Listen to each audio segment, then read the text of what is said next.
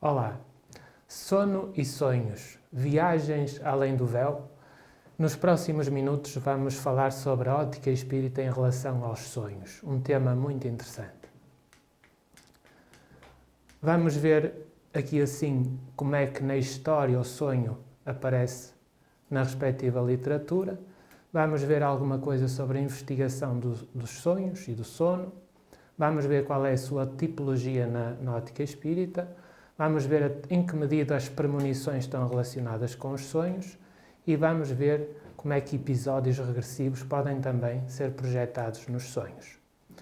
Diz-se que o homem é do tamanho do seu sonho. Não é propriamente desses sonhos que nós vamos falar aqui, mas vamos ver que, por exemplo, 2000 anos antes de Cristo, no Antigo Egito, existem documentos sobre práticas de revelação divina através dos sonhos. Na Bíblia, já mais nossa conhecida, há cerca de 70 referências a sonhos proféticos. No Oriente Antigo, não era propriamente Deus que se manifestava através dos sonhos, mas algo anímico. E na Antiguidade, a maioria dos sonhos são proféticos ou pré-cognitivos, pouquíssimos serão telepáticos. Isto encontra-se nesta fonte. Se nós quisermos ver um livro histórico a nível de investigação científica, temos que ir ao século XIX e vemos Phantasms of the Living, Fantasmas dos Vivos, destes autores interessantíssimos, Gurney, Myers e Podmore. Eles, nestes depoimentos, procuraram encontrar, sobretudo, a qualidade dos testemunhos que fossem corroborativos, confirmáveis, e também quiseram avaliar a possibilidade de distorção desses mesmos testemunhos. Foram o mais possível investigados estes casos e tiveram em conta a hipótese ou a probabilidade de serem coincidências, meras coincidências. Nesta obra interessantíssima, os investigadores publicaram ou analisaram 701 casos espontâneos de telepatia, sendo 23% sonhos e sendo 53% relacionados com a morte de alguém. Sono, antes do sonho. Não há sonhos nesta ordem sem o sono. Quem é que nunca levou o carro ao mecânico? A máquina corporal, o corpo físico, tem de reordenar os seus circuitos. O sono é um bocado como se fosse uma manutenção programada para esse reordenamento. Na ótica espírita, nós não temos espírito.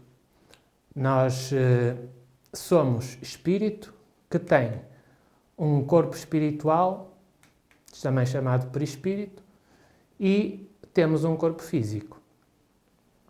Portanto, nós, quando nascemos de novo, temos um corpo físico e um corpo espiritual. O sono tem várias fases, estão a ser estudadas por especialistas e ainda o serão por muito tempo, como é óbvio. O que nós sabemos nesta altura é que não dormir sistematicamente pode levar à morte do corpo. E sabemos também que dormir bem dá saúde. Em relação aos sonhos propriamente ditos, por exemplo, Freud dava muita importância aos sonhos, não é? No fundo, enquadra-se no universo maior dos estados modificados de consciência, e ele acreditava que durante o sono a censura social falhava e nós conseguíamos soltar os nossos anseios reprimidos. Aí encontrava excelente material de análise para poder fazer as suas psicoterapias, não é? Noutro âmbito diferente, fala-se da interpretação dos sonhos a partir de uma espécie de manual. Esse é o lado humorístico da internet também. Por exemplo, encontramos nessa fonte que se sonhar com uma abóbora, vai ter uma herança próxima. Se sonhar com um alho, isso é sinal de dinheiro ilícito. Se sonhar com uma baleia, pode receber uma ajuda inesperada. E se sonhar com ovos, imagine sonhar com ovos anuncia lucros. Bem, é claro que isto não tem nada a ver com espiritismo. E isso não funciona, não é? É um bocado o folclore da internet. Cada sonhador terá as relações peculiares próprias da sua individualidade e os seus simbolismos, não é? Encontramos também este cartoon com muita piada sobre as experiências célebres de Pavlov em relação aos reflexos condicionados. O que Pavlov fez, como sabe, foi basicamente isto. Conseguiu associar um efeito, que não era propriamente o esperado nos seus cães, depois de repetir determinados processos. Ou seja, sempre que lhes dava alimento, ele soava uma campainha. Repetindo, o que é que aconteceu? Quando soava a campainha, os cães já salivavam, como se fossem receber carne, mesmo que ele não lhes desse. Bem, os reflexos condicionados existem na vida de todos nós, não é só nos cães. E aqui no cartoon tem piada porque o cartunista inverte a situação. Diz que o cão está a dizer ao outro que queres ver o Pavlov a ter um comportamento condicionado. Quando eu começar a salivar, ele vai sorrir e vai começar a escrever no caderninho. Tem piada. Há muitas associações também, além dos reflexos condicionados, da nossa experiência pessoal, coisas que impressionam mais os nossos sentidos, ficam mais na nossa memória e que depois no sonho aparece ali uma miscelânea um bocado confusa, mais ou menos confusa, que tem a ver com as nossas preocupações, não é? Na ótica espírita propriamente dita, o que se passa é mais ou menos isto. Diz a doutrina espírita ou espiritismo que é frequente durante o adormecimento do corpo o espírito libertar-se, exteriorizar-se. Aliás, por outras palavras mais corretas até, no Livro dos Espíritos de Allan Kardec, aparece esta ideia de que o sono será uma janela que Deus abriu para podermos voltar à nossa pátria espiritual, para termos contactos com os amigos que deixamos antes de nascer. Muitas vezes o que acontece de facto durante o sono é que o espírito exterioriza, sai, mas fica a dormir ao lado do corpo. Outras vezes sai do corpo e deambula pelo espaço, imerso como um sonâmbulo nas suas preocupações subconscientes. Outras vezes, pode visitar locais em maior ou menor estado de consciência, em serviço ou estudo, com vista ao seu progresso espiritual. Nós poderíamos fazer 3 categorias propriamente ditas, em que vamos chamar, não nos termos mais corretos, vamos chamar o espírito soneca, que é propriamente aquele tipo de pessoa cujo horizonte existencial é apenas comer e dormir. Não é? Ainda não percebe, por exemplo, diferenças tão subtis como isto. Os bens materiais, quando se repartem, diminuem.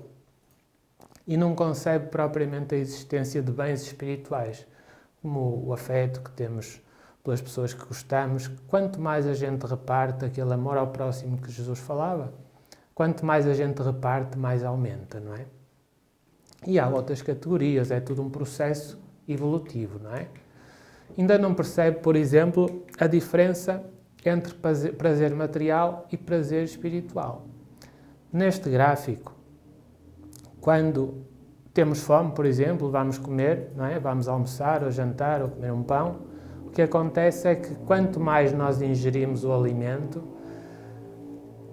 combatemos a fome, começa a surgir a saciedade, o prazer da saciedade, até ao limite em que o estômago está cheio, a partir daí o prazer cai a pique, não é? Deixa de haver prazer, pelo contrário, é melhor a gente parar.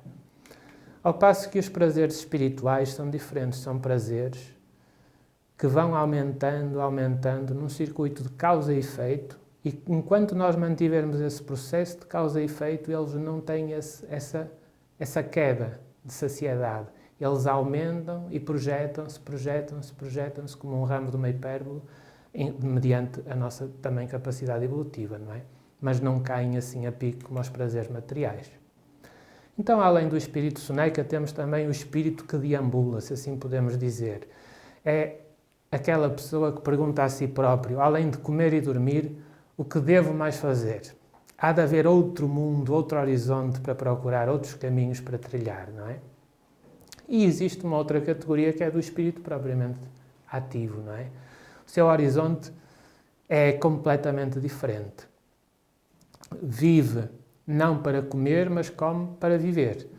E o tempo é um livro em que pode gravar atitudes úteis e sentir-se feliz com isso. Tem uma atitude constante de aprendizado. Então temos, ainda deste contexto da ótica espírita, os chamados sonhos do subconsciente.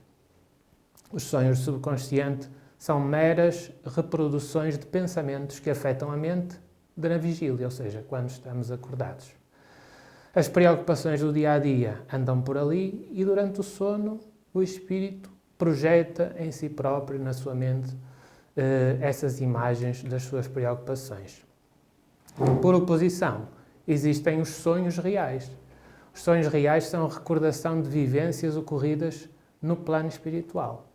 Nós podemos visitar regiões no plano espiritual durante o sono também. E, obviamente, entre os sonhos do subconsciente e os sonhos reais, existem os chamados sonhos mistos. Têm como resultado final a mistura das duas anteriores categorias. Não é difícil perceber que nos sonhos reais conseguimos chegar a ter sonhos verdadeiramente incompreensíveis. Se nós imaginarmos aquelas antigas bobinas de 16 mm ou 8 mm, em que nós pegamos numa tesoura, cortamos 1,5 m, 2 metros e pegamos nas pontas e colamos a partir dali, fica uma omissão na sequência e quando vamos a passar o filme no projetor, nós de repente estamos a seguir a história e há ali qualquer coisa que não faz sentido nenhum, não é? Porque falta precisamente aquilo que dá a compreensão entre uma extremidade e a outra. Nos sonhos reais muitas vezes é também isso que acontece, não é? É fácil de perceber que isto possa acontecer porque existirá uma memória chamada extracerebral que está além do próprio cérebro. Ou seja, nós temos o cérebro do corpo físico, mas o próprio corpo espiritual tem também um cérebro e, em última instância, o espírito tem também registros de memória, não é? Porque é o arquivo final do inconsciente. E então, o que é que acontece? A memória extracerebral é um arquivo imenso, não é? De todas as nossas experiências, e só alguns fragmentos é que conseguem verter para a memória do corpo físico. São essas, quando nós estamos acordados, temos registro, ou nos podemos lembrar parcialmente. Portanto, não admira que estas coisas aconteçam desta maneira, não é? Há um livro muito interessante chamado Os Mensageiros, psicografado pelo médium Francisco Cândido Xavier, da autoria do espírito André Luiz, que nos conta, a dada altura, algo que é muito interessante nós transcrevermos aqui, porque nos permite compreender de uma forma simples o que se pode passar no plano espiritual e como nós podemos lembrar-nos deste lado. Então, André Luiz é um médico desencarnado em instrução que vai acompanhar do seu professor, um mentor espiritual. Nessa altura estão a observar a conversa entre uma avó, já desencarnada, já falecida, e a neta, encarnada, porém desdobrada do corpo físico, por ocasião do sono, as duas no plano espiritual. E a avó pretende aconselhar a neta e diz: a calúnia, nieta, é uma serpente que ameaça o coração. Entretanto, se a encararmos de frente, fortes e tranquilas, veremos, em breve tempo, que a serpente não tem vida própria. É víbora de brinquedo que se quebra como vidro pelo impulso das nossas mãos. No dia seguinte, já no corpo físico, a neta relata, durante o pequeno almoço com familiares, o sonho que tivera com a avó, que, segundo ela, lhe mostrara uma serpente de vidro a despedaçar-se. Nieta estranha o sonho e não compreende por que razão, no sonho, a avó lhe mostra uma serpente que depois se esboroa. Diz o professor, o mentor espiritual: Nieta não tem condições espirituais de guardar todo o teor da conversa mas registara o mais importante, relembrando-se ao despertar da figura usada pela avó para aconselhar. O conselho estava dado e gravado na consciência da neta, como advertência. Oportunamente, quando acontecimentos surgissem, nieta teria hipótese de agir conforme a avó aconselhara. Outra situação é a situação de regressão de memória. Na ótica espírita, nós temos várias vidas. O nosso habitat natural, se assim queremos dizer, é o plano espiritual, além da própria planeta Terra. Nós nascemos, temos um percurso num contexto familiar para aprendizado de amor e sabedoria e voltamos ao plano espiritual. As vidas anteriores, se tiverem episódios traumáticos ou episódios que nos impressionem, pelo menos, podem, em determinadas situações por associação, por algum tipo de ligação, verter episódios, cenários durante o sonho, não é? Outra situação é não tanto projetar-se no passado, mas a permitir alguma visão de futuro. Normalmente, quando isto acontece, ninguém percebe que está a ver o futuro. Recordo-me de ter participado num workshop há cerca de 15 ou 20 anos, sobretudo, os inscritos eram sobretudo médicos e psicólogos, e lembro-me de um caso contado por uma médica de nacionalidade brasileira, que deu o seu depoimento em relação a um sonho interessante que tivera tido. Um deles aconteceu desta maneira. Ela estava no Brasil, a dada altura sonhou que estava a chegar a um hospital com uma fachada perfeitamente visualizada, parque de estacionamento, árvores e tal. E, curiosamente, esse foi um sonho de que se lembrou. Passam anos, a vida muda, ela vem trabalhar para Portugal e quando chega ao hospital em que vai prestar serviço, ela encontra a fachada que tinha visto no sonho. Era como se lhe tivessem dado a mensagem durante o sono, algum amigo espiritual, que ela iria mudar a sua vida e que estaria, de alguma forma, planeado ela mudar-se para esse tipo de trabalho, não é? É interessante saber.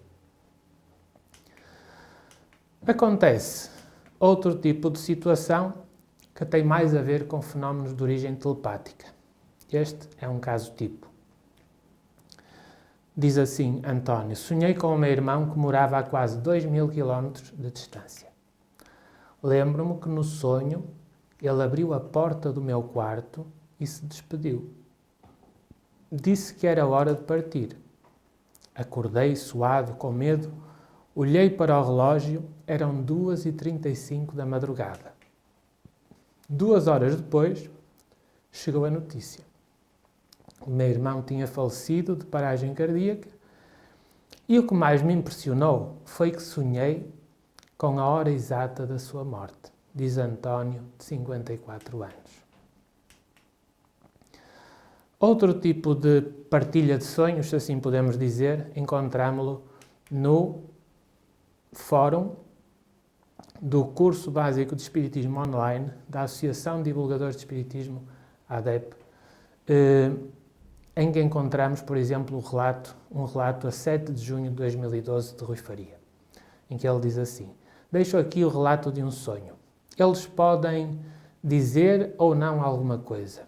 Em 25 de maio, tive um sonho onde vi o meu avô num túnel de luz branca e azul, maravilhoso.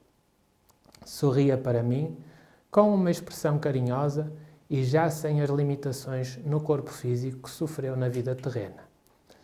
Dado ter sonhado com ele, decidi escrever o sonho e apontar o dia. Na verdade, 10 dias depois, ele desencarna. A tristeza atingiu-me. Ao mesmo tempo, sinto uma paz que não sei explicar. Oxalá esteja na luz tal como vi no sonho. Desencarnou no dia 5 de junho, com 89 anos. Outro depoimento, por exemplo, em 16 de junho de 2012, no mesmo fórum, Susana escreve: desde que perdi o meu pai, há 21 meses, é rara a noite em que não sonho com ele. Sonho que está vivo, estamos juntos, felizes. Num dos últimos sonhos, o meu pai estava vivo e a minha mãe tinha morrido. Até nos meus momentos mais difíceis da minha vida, ele se faz presente nos sonhos. Resumindo, sonho sempre com ele vivo e a fazer sempre parte dos meus sonhos, sejam eles de que ordem forem. Este depoimento de Susana tem, por exemplo, de um Luís, não conhecemos nenhum nem outro, que comenta assim: provavelmente encontra-se com ele durante o descanso do corpo físico. Desprendemo-nos temporariamente do corpo, podendo ir a outros lados, pois o espírito não necessita de descanso como o corpo, e muitos dos sonhos que temos é o que nós vemos durante essa separação. Mas outras vezes não nos recordamos. Apenas o corpo morreu, mas o espírito sobrevive ao corpo e continua a vida no mundo espiritual e visita os familiares e amigos na Terra, caso seja permitido. Então, de facto, o sonho continua no dia a dia. Uma coisa que nos pode predispor a ter melhores sonhos é, sem dúvida, ter bons pensamentos antes de dormir. Mas isso tudo liga-se à forma como nós vivemos o nosso cotidiano. Nós podemos lidar com os outros com mais fraternidade. Isso terá repercussões benéficas nos nossos sonhos. É importante pôr de lado as lunetas desfocadas do pessimismo e ser-se grato à vida por aquilo que ela nos dá em abundância. Tudo traz um lado bom e lembra um bocado aquela advertência de Paulo de Tarso numa das suas célebres cartas. Tudo podemos fazer, mas nem tudo nos convém. Eram estes os apontamentos que trazemos para estes minutos. Se tiver algum feedback a dar-nos, disponha, tentaremos responder dentro das nossas limitações pela internet.